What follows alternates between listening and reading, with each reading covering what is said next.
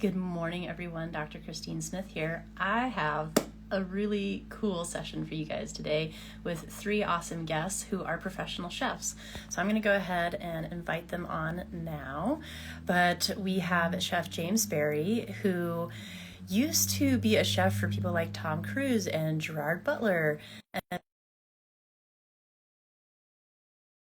retreat that I was at, and she did an amazing job like cooking for everybody. So I'm just gonna finish inviting everyone on here. And we also have Chef Scott Curran, who is also a certified Reiki practitioner. So he has a whole take on like the energetics of food. So just really excited for this. And give me just a second to bring everybody on. Let's see.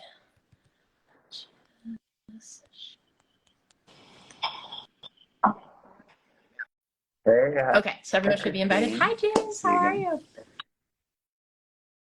Good to see you too. Okay, great. So, and then Sarah should be so curious. I've never done a second. 4-person IG live. I can't wait to see how this works.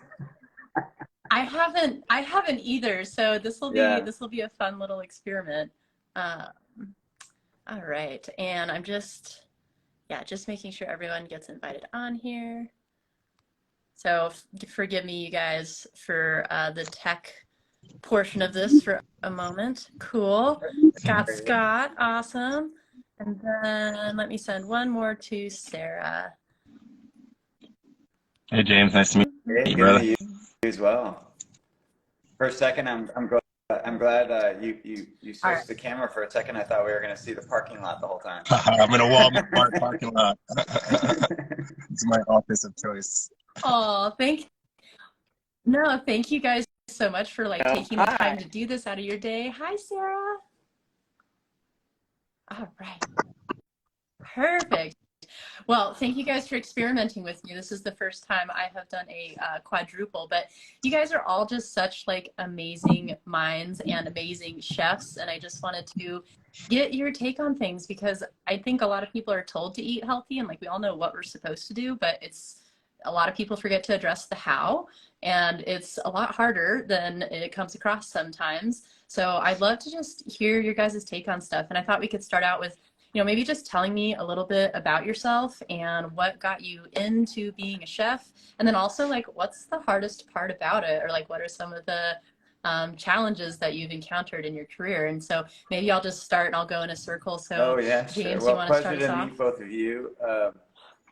And excited for this talk. So I grew up in a household where we knew dinner was ready because the smoke detector went off. So the fact that I became a chef it's still to this day dumbfounds my mom. But there was something about cooking that just immediately intrigued me and attracted me. And it wasn't, there wasn't a culinary celebrity back in the day. I remember there were like two shows on TV. It was like The Frugal Gourmet, this guy that I remember, he wore glasses. I don't even know his name. And then Julia Childs, it was kind of it.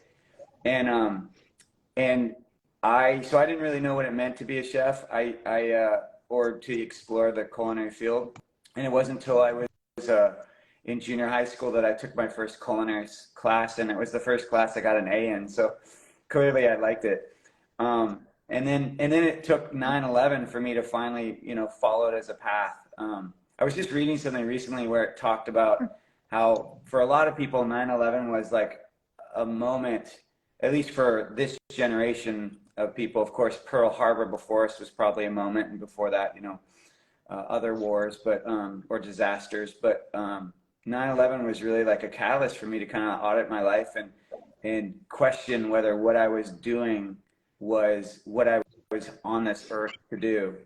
And when I did that audit of my life, I was like, oh, it's cooking. Like, I'm here to cook. And so you would think I would know this then, but I didn't. And this was over 17 years ago.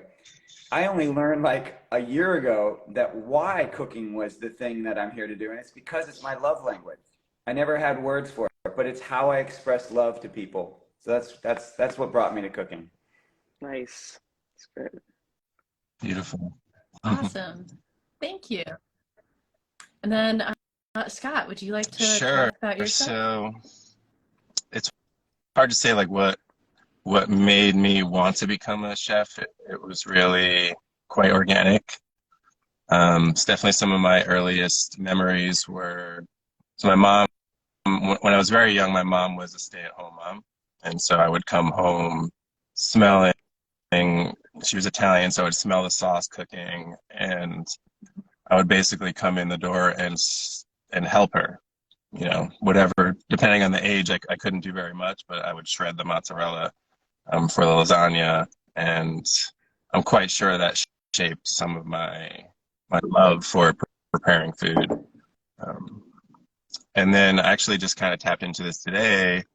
I think like the food service part of it. So I used to go to the diner all the time with my dad, maybe like 2, 3 times a week in the morning, and it was just it was really formative to me. That was our time together, and still like to this day, my happy place is a hole in the wall diner anywhere in the country, and just kind of enjoying that vibe. So I think those, you know, those kind of different aspects of food prep and enjoying being in food service was a big part of like why I became a chef. And then yeah, like James said, it's definitely part of my dharma is food. You know, healing through food, and also food as fuel, and sharing my thoughts and what I've learned on that. Um, was the second half, what's the hardest part? Yeah, like what are some of the challenges that you've encountered in the profession? Because I think sometimes people don't realize just how hard of Yeah, work it is being a I'll chef. speak to being a restaurant chef mostly for a moment, which is most of my experience. So there's the normal things you usually hear, or you may or may not have heard, but most chefs, we're working on our feet 10, 12 hours a day. Um, even though we're there 12 hours a day, we might not have time to sit down and eat. We probably won't sit down and eat. And so it's very stressful. Um, and so, especially to a sensitive, and I'm definitely a sensitive person, um, in the industry and as a chef, being sensitive is both a superpower and comes with its problems as well. It's very noisy in the kitchen for a sensitive person, and so, you know, in traditional kitchen, there's ways to break these not so healthy traditions of the restaurant industry. But yeah, I'd say that's the biggest thing is being sensitive and being in this industry. Um, you just need to really learn how to protect yourself and ground and know your limits, know where you can work, not work, and yeah, Nice. that's what I do. Awesome. Thank you. That'll actually tie in really nicely to our next question, but I want to jump to Sarah and have her Good morning. introduce herself and give us her How thoughts is as well. everybody? Good So morning. good. Good, good. Good. I'm actually really Yeah, excited to thank do you. this with you guys, so Well, thanks. I love how both of you guys talked about your family because, you know, that's not something I actually really think a lot about when I've become a chef because my family had so many kids that it was, you know, it was quantity, not quality. And so I grew up really not liking food and in somewhat of a food desert, if you will, in Cincinnati, where, you know, we were eating at Applebee's every Friday and that was our outing. And everything else was like, get it into the broiler, get it on the table, feed the kids, move on. Right. And so for a long time, I couldn't even flip a pancake if you begged me to. So it wasn't until I moved to Colorado and ended up with, you know, a roommate who was a chef and food started becoming just a kind of a different story for me. But, you know, a long story short, and this is something Christine and I have discussed, is just in a time of trauma for me was when I started cooking a lot and cooking a lot more. And it was cooking to perhaps avoid, but soothe, if you will. And from that point on, just that kind of soothing thing started to become also my love language. And, you know, feeding others. And then I watched the kind of the support. I'd always been in restaurants in the front of the house, but being having grown up around a lot of boys and things like that, I figured I was a little crass and um, just belonged in the kitchen a little bit more. It was more my element, I think, than the front of house. But I would say ultimately it was the trauma. Food saved me. It saved me from a really tough situation, and it became just my entire life. As far as what is difficult about it, you know, I'm you know, aligned with both of you guys, you know, in that being on your feet all the time, there's a lot of moving parts. But I think the biggest thing for me is the creativity, and to, you know, there's so many like food shows and food competitions and celebrity chefs, and everybody's doing all the things. And how do you, you know, try to, it's like everybody's done it, right? Like none of your ideas are, you know, unique anymore. And so just trying to tap into what your voice is and what message you're trying to send through your food, and kind of keep that creativity can be really hard sometimes. You know, it's like writing or something like that, and you have that writer's block sometimes. It's kind of like that for me sometimes. So yeah. Oh, Yeah. thank you. Oh, that was awesome. Thank you guys. And I think this leads right into kind of like my next question, which, you know, I think all you will have your own take on it, because I know James has a background in cooking everything from, you know, kind of paleo, and then moving to like vegan, and then moving more to like carnivore, and then kind of everything in between. And then Scott also has his background as a Reiki practitioner. And then Sarah, I actually met her while she was catering for like a deep transformational retreat for people. And there is something that we're talking about here that's really big, which is the nourishment of food. And when I say nourishment, I mean so much more than just like making sure you're not hungry and like sustaining yourself, right?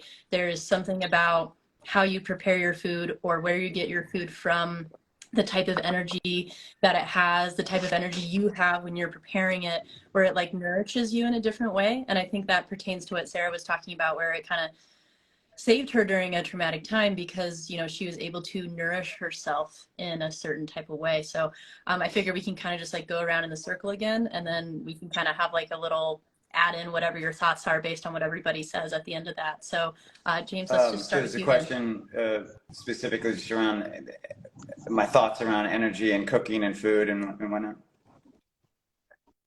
It is an open-ended question of, I would love to hear your thoughts around the energy that goes into food and the nourishment Yeah. of it from like your experiences. It is interesting because, you know, I think movies like Chocolat or Like Water for Chocolate, they kind of add this fantasy to it and make, I think they're fabulous movies. So it's not a comment on the movie, but I think sometimes people don't take the energy they're in when they're cooking, or the energy they're in when they're eating, as seriously because of those kind of fantasy like movies.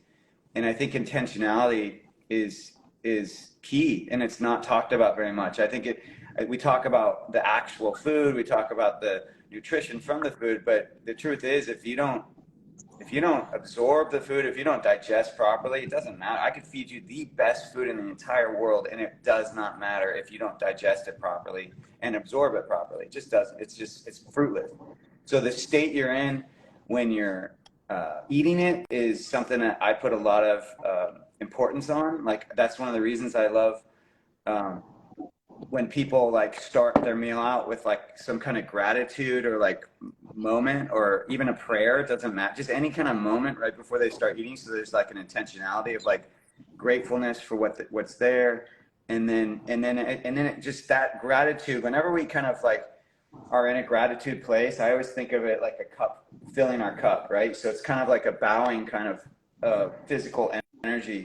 And when you're in that kind of it opens your chakras, it opens your, you know, your head chakra, and it just, in your heart chakra, and it just kind of like puts you in a state to receive the nourishment of that food. And then I kind of take it to the other, and then I go, that's kind of like the end, that's the end of the line. And then I go to the front from there. So then I go, okay, what was your energy when you were cooking the food? Because that is just as important. I believe that if I'm cooking you know, you go to some of these really fine restaurants and they are very stressful places, and those chefs are maxed out. I call I really look at restaurant chefs as the pirates of the modern world. Nice. They don't take care of themselves. They're working insane hours. They don't get compensated properly for it, and they're meticulously like working against their own physiology to provide this care and love for the people in the restaurant, and they're not doing that for themselves. And so I find those kind of that energy that's put in those food is really destructive in my judgment. It's destructive to the person making it and potentially destructive to the person eating it.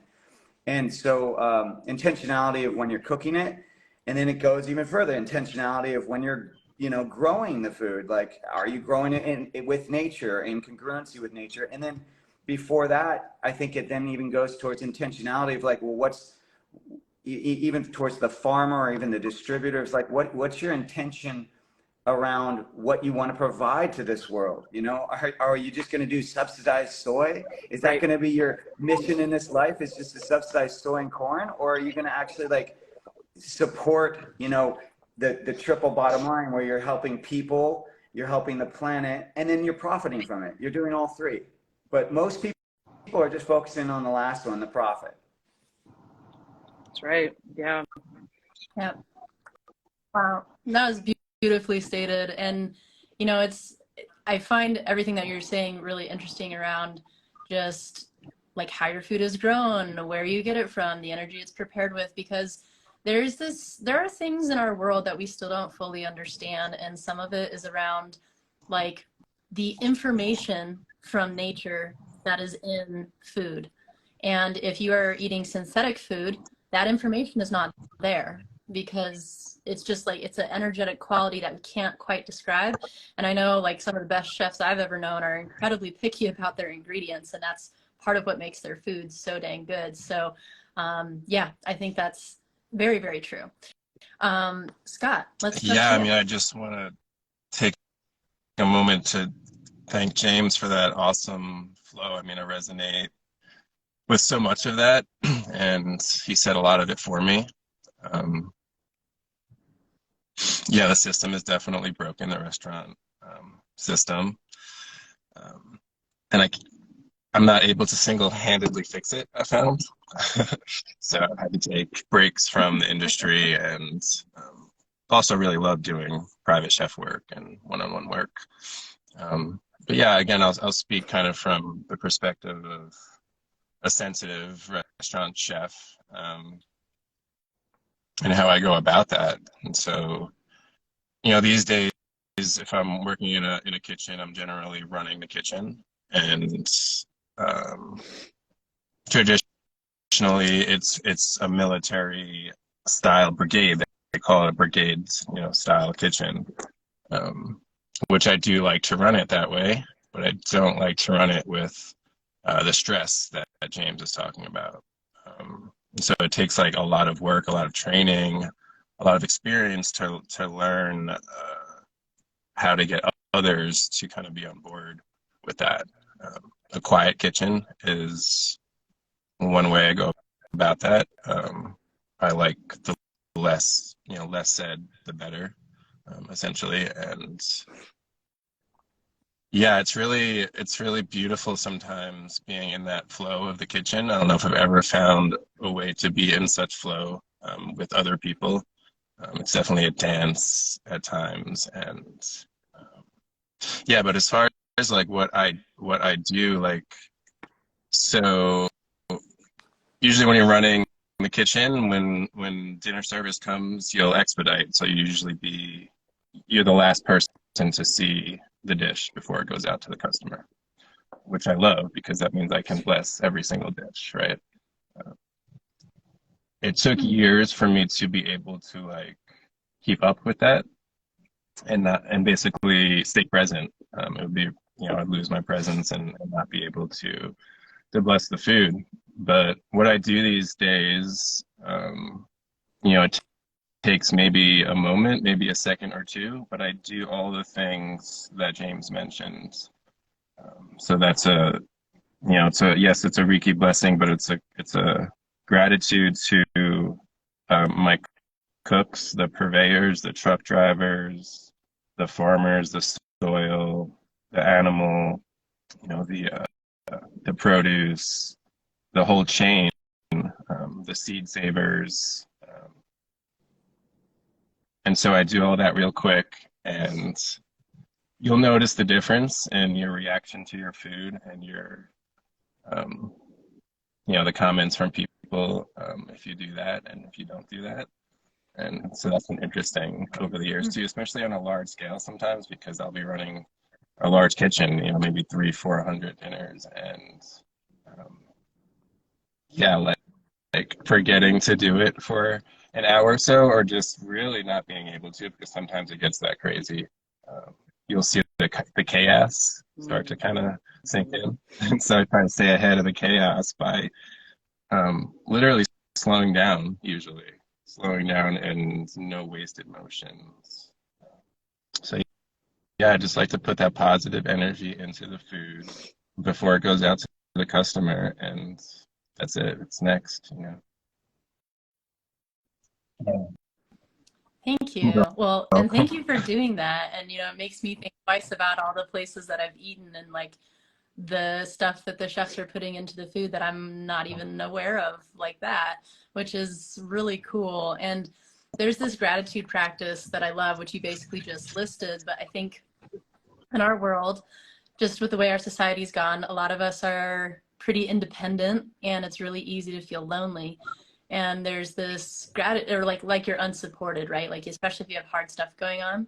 But there's this gratitude practice you can do, basically what you just listed of like all the people you are supported by. So if I sit here alone and I'm drinking my tea and I think about the person that stocked all of the ingredients for my tea on the shelf and the person that stocked my mug on the shelf, and then the people that made that tea and made that mug, and the people that run the facilities that create those things, and then the people that deliver to them, and then the people that grow the raw goods or harvest the raw goods to do that, all of a sudden I am now supported by like 100+ people, and you could just like feel this amazing support.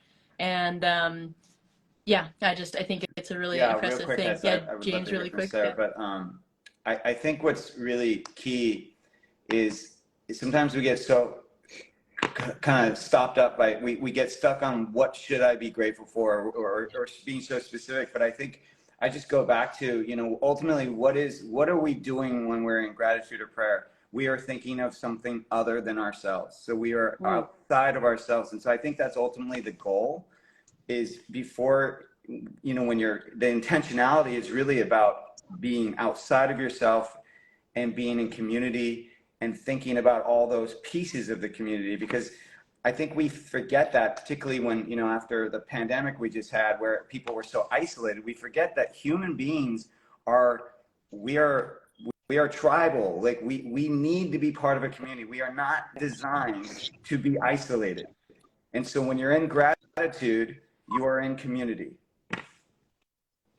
Oh. Yes. Oh, beautifully said. And that's cool, right? Because that means that even if you are isolated, you have Yeah. the Exactly. ability to not be Exactly. isolated by tuning into that. Oh, well, you Yes. guys kind of took Sarah, go all the for words it. out of my mouth, but you know, to try to connect with that is, for me, I love the gratitude and the practice of that. And for me, it's a process that I have before I begin cooking.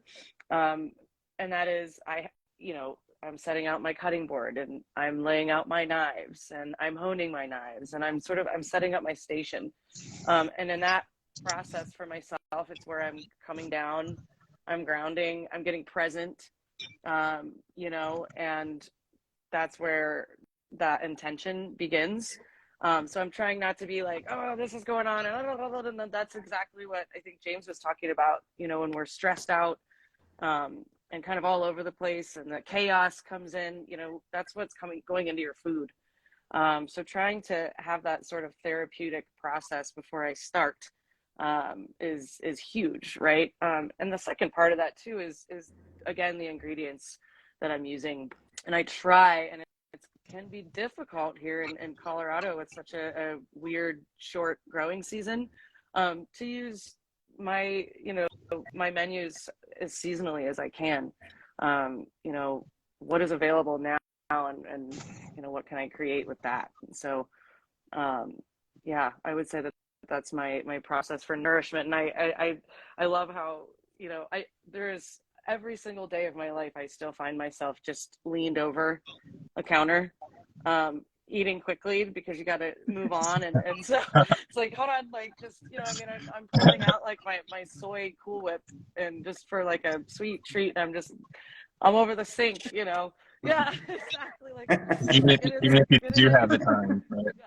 Even if you do have the time, it's like, I yeah. just gotta, I just always leaned over something, like eating quickly. And I think about that when I'm doing it, like Sarah, it would be nice to sit down and have my place settings and say thank you and do that. But sometimes you can't. It's really about getting it in there quick. But that's where, when I'm actually cooking for others, where that process becomes so important, about just kind of how I'm getting myself ready for that, and grounding down, and again becoming mindful of what's going into each dish before it goes out to my community. Beautiful. Ah, thank you guys. This is awesome. So I have like a next question we can move on to, but I want to open it up for like if anyone has any follow-up thoughts around kind of just what we're discussing in general, like if I were to ask it in a deeper way, like what is nourishment? Like, is it just absorbing food? Or like, James, I know you and I have talked about like your ability to absorb the food, and that has a lot to do with the state that you're in. So, I'll also, as like a healthcare provider, lovingly encourage you guys to like sit down and eat your Thank food you. sometimes, because it Just a helps little you text digest it every once better. in a And while. Sarah, have you yes, sat totally. down to eat lately? I think I can Sarah and do Scott that. both touched on this, but like, Scott mentioning sometimes you don't even stop to eat, right? And then Sarah mentioning, well, I'm eating, but I'm not stopping. You know what I mean? Right. So, Right. so both coexist, and I think, particularly for all the people watching this, it's really key to remember that, as chefs, that doesn't, just because we're chefs doesn't mean we're healthy. Doesn't mean we have it all figured out. Just like Christine may not have it figured out, being a doctor and whatnot. So it's like, yeah, we're all works We're in all learning progress, all the and time. just like you. But I think what's important that we can all incorporate in that kind of mindfulness and intentionality is kind of, the more we kind of acknowledge our intelligence around what works and doesn't work. So, because you're going to experience something, you're going to have contrast, right?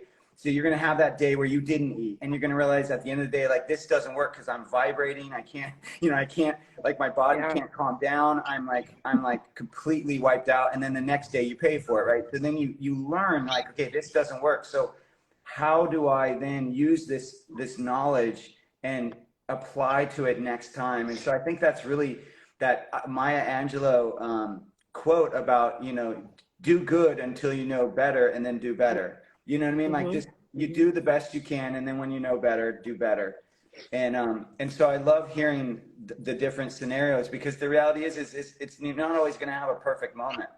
You're not always going to have this blissful moment where you're like mindful of like the farmer and the seed and everything. It's like you're going to have a day that goes sideways, and it's just important. I think it's just as important to be intentional in what we're talking about, the cooking and the eating, but it's also important to be like gentle and kind to yourself if you don't do it. Like, just be like mindful of like, hey, I messed up and today didn't work, but I don't need to beat myself up. Yeah. Yeah. I've had many a days where I've just completely forgotten to eat. We get so caught up. I'm running two companies, and you get so caught up, and you're right, you pay big time for that, mentally, physically, that can even open up a little bit about like food allergies. And that's something that Christine and I have talked at length about, where there becomes a fear of food in general. People who are experiencing autoimmune disease, myself included, and there's just so many of us now, but now we're afraid of it. And then and that's when, the word, it just escaped me. I haven't finished my coffee yet, guys. The, uh, the downfall, and then there becomes all this anxiety around food.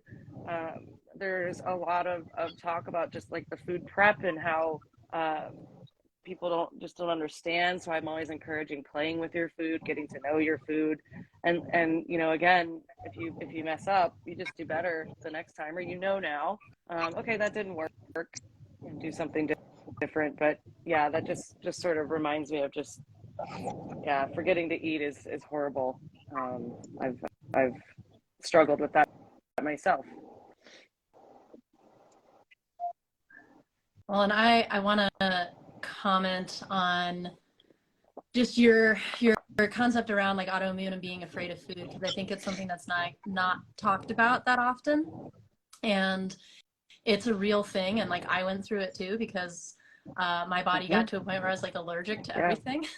And it was, I lost like weight that I didn't have, and I just and then I went into my mind, and I went into the fad where I'm like, oh, like fasting is good, right? You do Fasting it, can right? be Yeah. good Right. when your adrenals can handle it. Correct. Yeah. So you have to have the reserves, and that's what happened to my body. Like if you're fasting or you're doing something and like you're losing hair or you're getting really Not anxious, good. like Yeah. it might not be the right time for you. No, and now I have realized the importance of balancing my blood sugar. And people tend to associate like blood sugar with like being overweight or obesity, which it certainly can be tied to that, but you can have issues with blood sugar when you're not overweight. And that is just regulating your body's ability to nourish itself when you are skipping a meal. And I have found for myself that like after my experience of my body just going through a hard time and being allergic to everything, I really like I can function if I skip a meal, and actually I get like a certain amount of energy from it, and I'm kind of like boom, boom, boom, and I get all the stuff done. Yeah. I've now realized that energy is adrenaline, and like my body can run on that. I can do it, but now that I have noticed the difference of what that feels like, it's not like the healthiest way to do things. So like I am a fan of, fasting in certain ways, but it's really dependent on your body.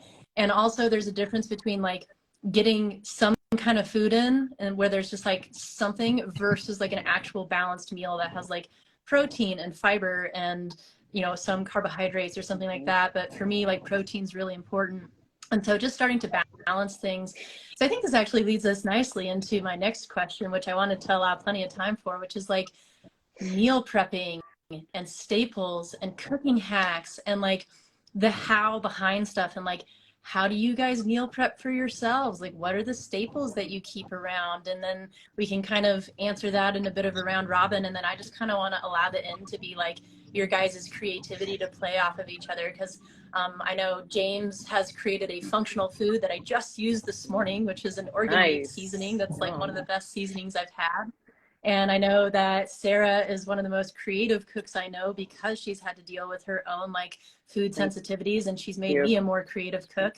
And then I know like from the conversation Scott and I have had, he's also an insanely creative cook. So I would just love to hear about your guys's take on, if I were to like summarize it, like meal prep and like cooking hacks, and like what are your favorite staples you like to have around? How We'll about just start with start Sarah, with that. so that way she's not always the sweet. Nice. Let's do that. Boy. Sarah, why don't you go first?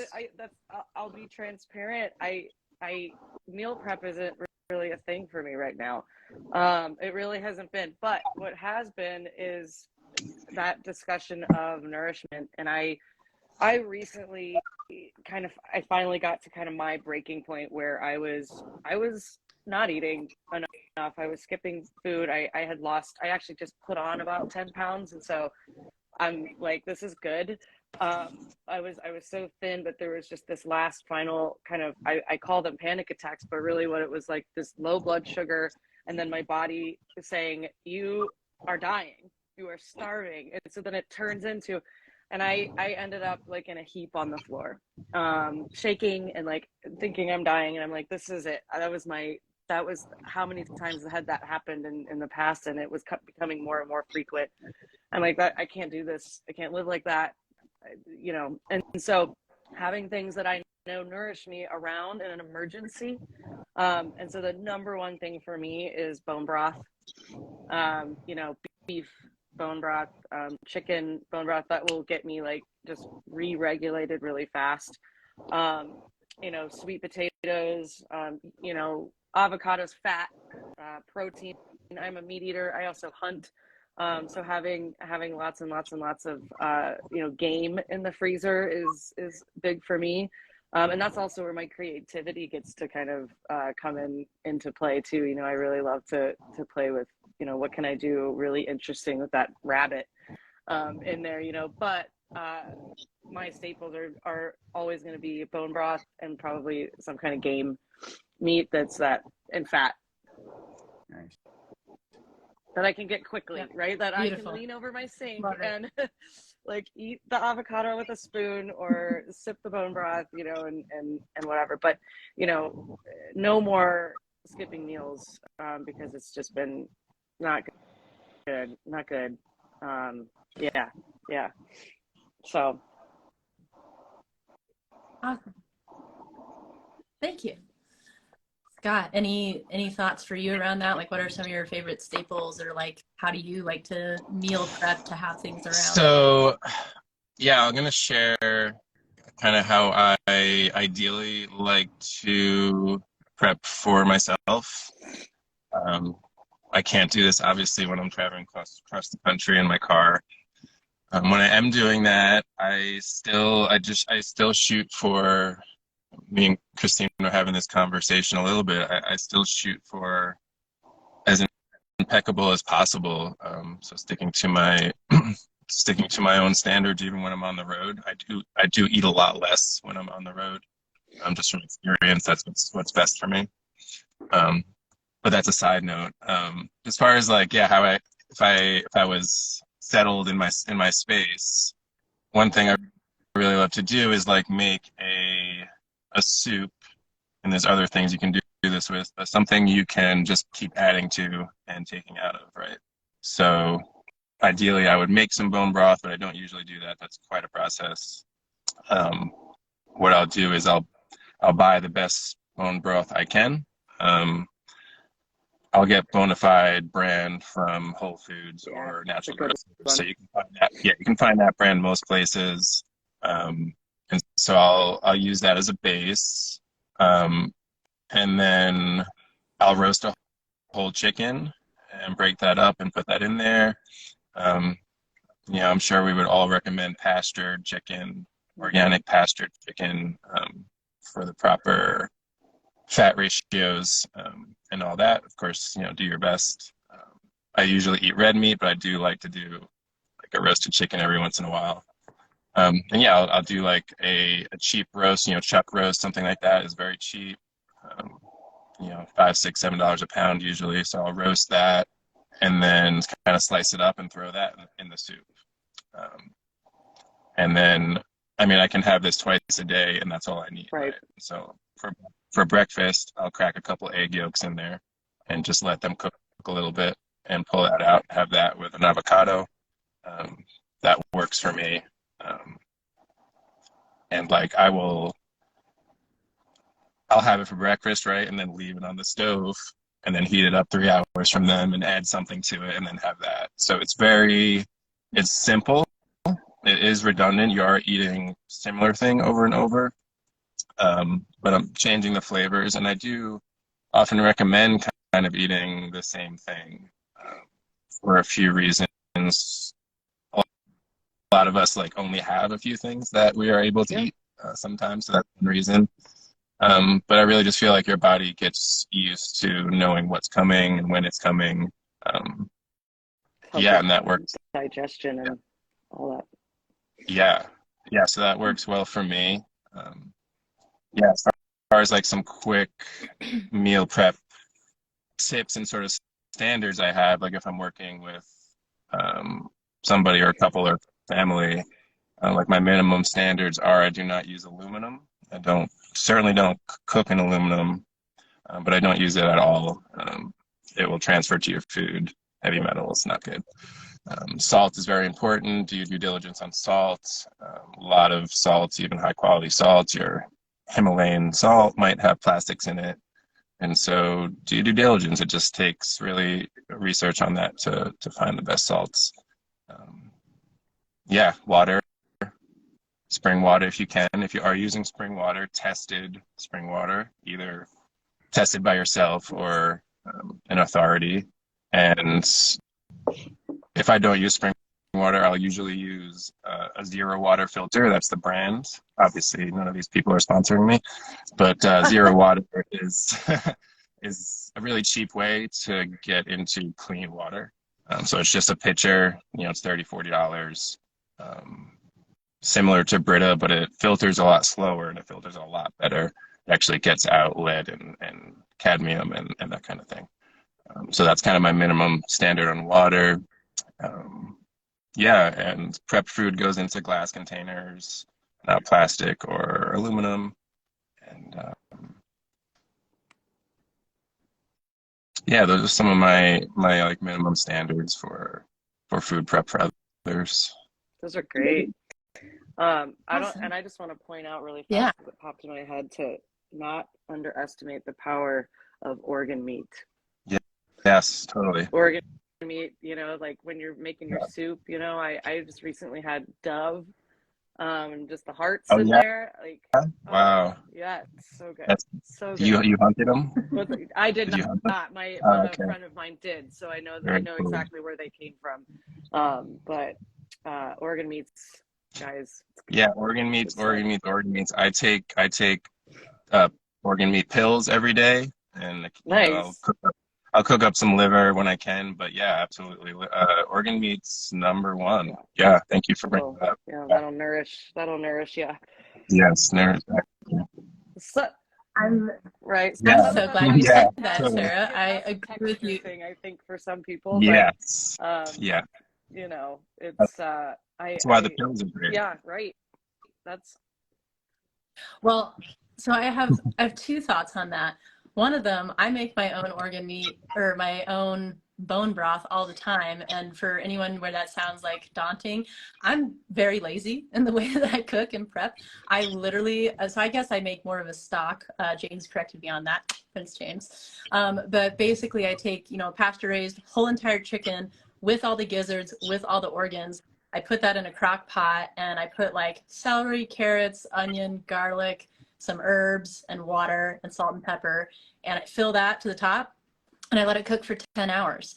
And then after that, like I basically have a bunch of shredded chicken meat that I can use for the week or I can put in a soup or whatever. So it's a way to prep my meat at the same time. And the things that I'll usually have on hand that I reheat is like my meat and my starches. My vegetables, I kind of like to cook more fresh just because it tastes better, but that only takes me like 10 minutes. So I have like my protein and the tougher stuff prepped and like sauces, then I can make something new out of everything that I've prepped really quickly. But the cool thing about making the bone broth with the organ meats in it is you get a lot of the yeah. benefits of the organ meat in the broth. And then I'll make that into a soup or whatever, because you're right, some people don't like texture. My other solution for not liking texture Nice. is using James's functional food called Pluck, which is an organ meat seasoning from like really Yeah. reliably sourced cows. I So want to hear James, more I'll let about you that talk all too. about Funny, that. I feel like you guys I It's planted you cool. guys to start talking about it. It feels like a setup in a good way.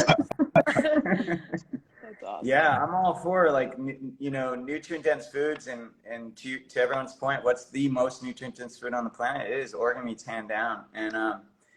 And really when I think when we talk about organ meats, a lot of people think we're just talking about liver and heart and kidney, but the offal, another name for organ meats, OFFAL, even though a lot of people think it tastes awful, but it's awful, right? It really encompasses every part of the animal except the bone and the muscle. So, when we're talking about organ meats, that could include tongue, that could include the hoof, that could the tail, like ossobuco style. It can embody so much. And sadly, we don't even have access to everything here in the U.S. For you to get like brain, for example, you got to like, slip someone. You got to like go to underground, farms and. I don't know. Black You market. gotta like bare your soul and I don't know, follow some Pokemon trail or something to find it. But so there's, that's something that I'm working on, is trying to get more access to the whole animal, because I think we're really suffering for it. there's a concept out there called like supports like, you know, and our ancestors, and when I say that, I mean even our grandparents, not that long ago, they were eating more parts of the animal. And I think it's the whole concept of like supports like is if I'm eating brain, it's going to support my brain. If I'm eating heart, it's going to support my heart. And if you look at the nutrition that's in these parts, it really is true. Like there's coenzyme Q10 that's in heart. Well, that's what we need for our heart health, you know? So there really is a parallel.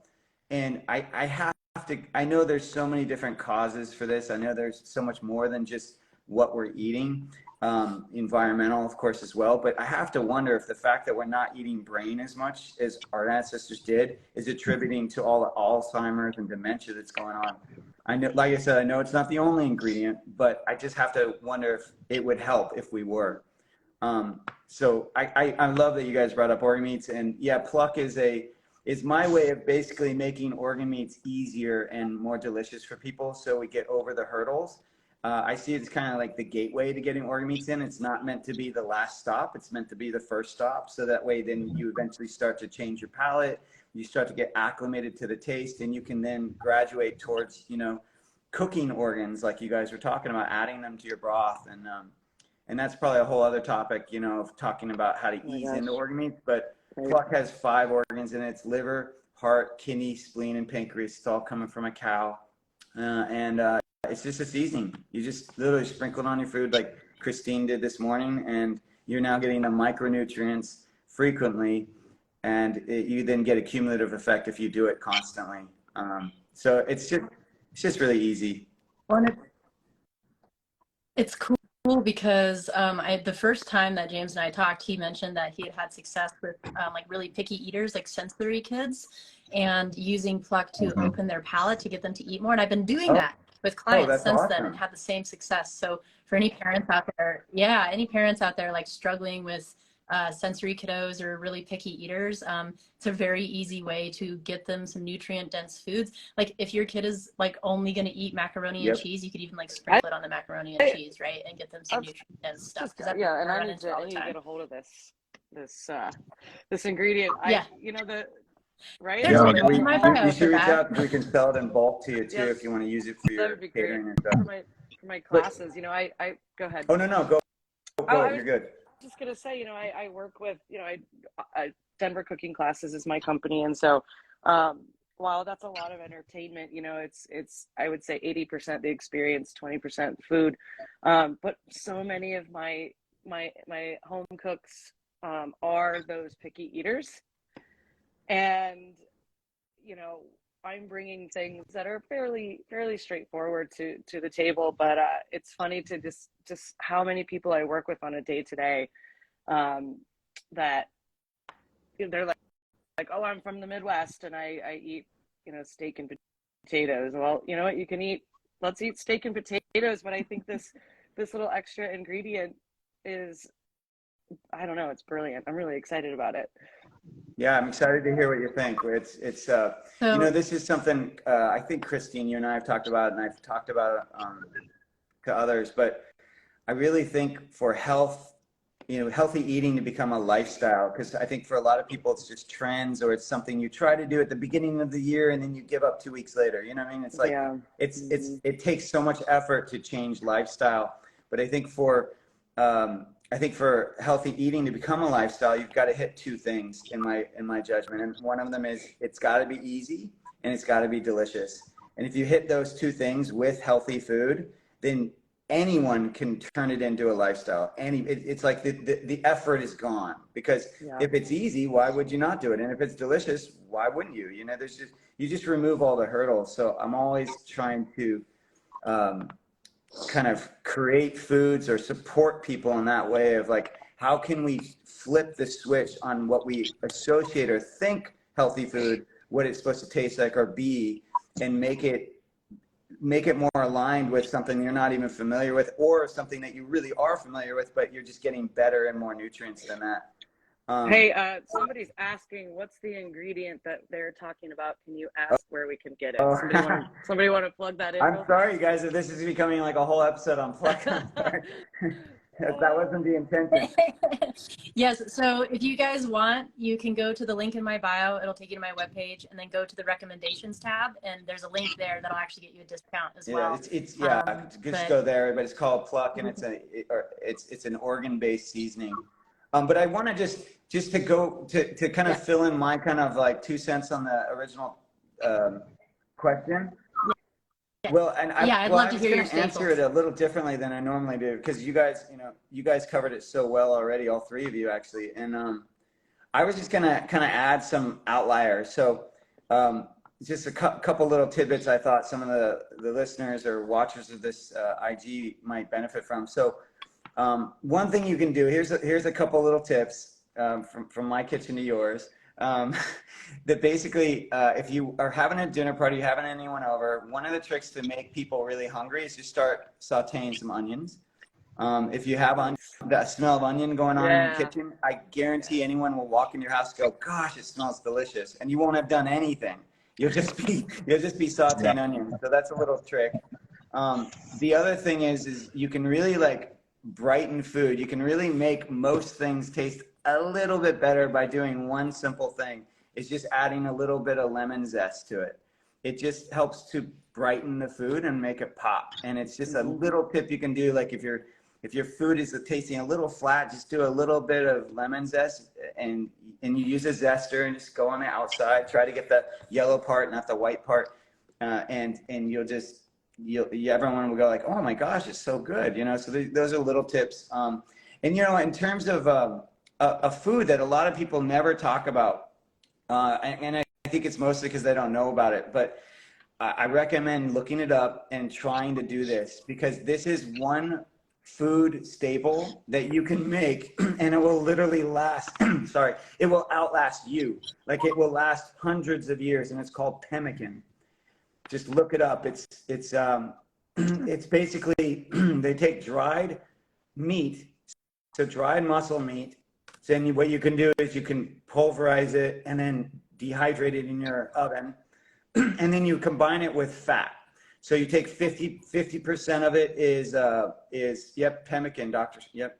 So 50% of it is the dried muscle meat and 50% of it is fat, and you combine them both, and then you can add different seasonings to it. You can add blueberries, you can do all these different things, and then basically dehydrate it even more if you need to. And the combination of the protein and the fat will preserve it. And they found pemmican in like pyramids. It will last that long. And it's just like an easy go-to once you've made it, that it stores forever, but it gives you that nourishment that the broth does, but even maybe more so, it's giving you even more protein. But then the other thing is that sometimes, to Scott's point, like you might get tired of just always doing soup or something, or always having the same consistency. So it breaks that up, because it's an actual bite. You get a real nice bite out of it. So check it out. There is a company I will share that's called the Carnivore Bar, and they're doing a really delicious pemmican.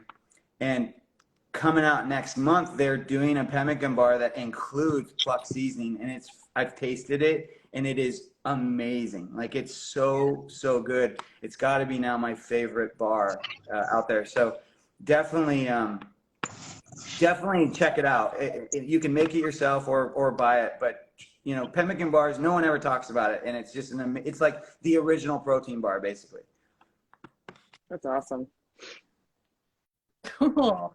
I always learn something new every single time we talk. I love it. And, you know, for anyone out there who's just like your average person and not a professional chef, the stuff that I love to keep around, like one of the things I'll do to not get bored with food is make sauces. And I think like we could probably have an entire another talk on sauces, and I know we're coming up on time. So for anyone who's liked this talk, like I would love to do this with them again and give you guys more tips. So comment on what you want to learn below the video when it's posted, and like tell us what you want to learn. And then I will make sure to see if I can bring them back. But like, yeah, you can easily make your own sauces at home that are like dairy free, egg free, all the things free. Like it's not actually that hard. And like I'll do some with like olive oil, and if you can do an egg, that's a really good way to make something creamy. Like you can make like a dairy-free Caesar out of that and like make your own Caesar salad. And then like Scott mentioned, I love keeping like hearty soups around. So I'll make that bone broth with all that shredded chicken and I'll make it into a chicken green chili. And then I'll just keep that around and I can have it for breakfast. I can have it for dinner. I can put it on top of my breakfast. I can put it on top of my dinner. And so it's like, it becomes this very versatile thing that's super fast and super hearty because like I'm busy all the time. I don't always have time to cook. And so I like keeping things like that around. I'll pre-prep my proteins. I will pre-prep some of my carbohydrates, maybe like sweet potato or something that like reheats super easily and keeps for a while. Spaghetti squash is like my other favorite base to have around. And then I can like, and you know, you can get creative with it. I can put like my green chili on my spaghetti squash, or I can make like a meat sauce that keeps really well all week and put that on my spaghetti squash. I know Sarah makes like a bolognese that she keeps around because that's like Venison one of her hearty favorite staples. So You Yeah. can also use sounds amazing. spaghetti squash to thicken things too once it's cooked. So you don't have to just use it as, you Oh, know, interesting. the pasta, you The know. noodle. Yeah. Yeah, and you know, keeping I in hadn't even mind thought too, of that. like so many of us with the fear of food and all of that, I think that, you know, say you want to, you can't have eggs Benedict anymore, right? Because you can't have that, but hollandaise, or because it's all the butter. I have almost mastered, you know, the mother sauces that can be completely dairy free, healthful, nourishing, without thinking that we're losing, you know, that we're losing, or we can't have this one thing. You can make all those sauces, you can do all the things, and like, and then you're guilt free too, and you don't feel horrible afterward. And you know, I've had so much fun just practicing, you know, making all the decadent things that, you know, but in a healthy way. It's not impossible. Everything is within reach, you know. And I love being able to experience that food and just not feel terrible afterward. And then I still feel kind of connected, you know. And you can also get creative with Yeah. like cooking for different eaters, right? So like when I met Sarah, she was cooking for vegans Yeah. and for meat eaters at the same time. So it's just about like how to kind of work with that. But anyway, I want to respect your guys' time and everything. If you guys want me to bring them back, let me know. I think that would be super fun. But just as kind of like a last little roundup, I guess if there was something that you just like wanted the world to know from your heart about food, like what would it be? And then if people want to connect with you, because like Sarah, I know you teach classes with Denver cooking classes, and Scott, I know you teach classes too, and James, I think you do something of the sort as well, but I know you also do Pluck, so just let people know how they can connect with you and like Yeah. any last thing you want them to know. So last thing I would say is it's just been such a great discussion. And the one piece I'd say is we talked a lot about what you might have to stock your kitchen. And I would just add that it's also just as important to think about what you won't stock, meaning that there's certain foods that we know don't work for us. Like I personally know that if I have that cart of ice cream in my freezer, I'm going to eat the whole thing in one sitting. One sitting. You were one sitting easily, right? And I'm gonna kind of using the similar conversation from earlier about the intelligence, you know, as you experience something, your own innate intelligence around it, or your educated intelligence, or your learning, you know, about it, is once you know something doesn't work, don't bring it into your kitchen, because that's just as bad as, you know, it's just as bad as not eating. You know what I mean? It's what the choices you're making of what you're eating. So just be mindful of not bringing any of the stuff to your kitchen that you know are going to kind of throw you off the wagon, or that are going to make you not feel optimal. Yeah. And then to find me, you can go to Eat Pluck. You'll learn more about what we talked about today in terms of the organ meat seasoning. And then you can find me at Chef James Berry as well. And I kind of post different stuff on each of them. Cool. My thing would be two things. And this is, and you, Christine, you've heard me say this a million times. It's play with your food, get your hands dirty, have fun, and don't overthink it. Okay? That's, Yeah. you know, play with it, have fun, experiment, and don't overthink it. And then for me, I'm denvercookingclasses.com. Perfect. And you guys can also go to the links in their bios because I tagged them in the original post before this, and I'll tag them in this. So you can just go there too. And Scott, what are your last So thoughts? my Instagram is the Conscious Chef Creative. I'm not very active on there. I think I have like one post per year over the past few years, but you can contact me there. If you have any questions, please direct message me. I'm happy to consult for free if anybody has questions on on this basic stuff. And yeah, I love working one-on-one with people, and also couples and families. I usually work with people that have some kind of special dietary need. Um, um, so yeah, ancestral diet stuff, paleo, keto. I'm heading to Maine for about 5-6 months, and then I'll be back in Colorado and sort of available to plug in that way and work with people one-on-one. So if you're in Colorado and want to work with me in person, hit me up, or just message me and we'll connect. And yeah, like as far as last thoughts, it's like this conversation was amazing, very broad and expansive, so it's like hard to choose. But what keeps coming up for me is, it came up a couple of times in the conversation, is seeds. And in like relation to energy and getting to know your food. Just like a note to people out there, like about organic's an amazing minimum standard, but it really doesn't mean that much. Besides, no pesticides. It doesn't test for heavy metals. It doesn't test for hormone disruptors and that kind of thing. So increase your standards if you can.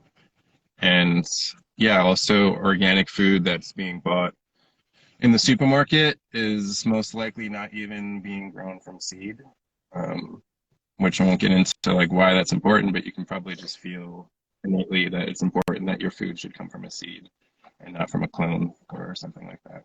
And if you're growing your own food, as far as like really your food getting to know you, perhaps, I'm not sure where this comes from. Maybe one of you guys can give me the person that this came from originally, but it's something I've done a couple of times. If you're growing your own food and you have seeds, put that seed in your mouth for 10 minutes to partially germinate, so that the plant is going to have your DNA in it. It's going to know basically who it's growing for. So you can probably easily Google that and like find out who it was and more about it. But I think that's a really beautiful sort of blessing of pure food. Yeah, that's it. Thank you. Nice. Amazing. Thank you guys so much for taking the time to do this. And this will be recorded for anyone who joined late. I'll post it. I'll include all their tags, and reach out and comment with what you guys want to learn about, because that's why I do these things. So thank you guys for joining today and taking your time. Thank you. We'll talk soon. Bye. See ya.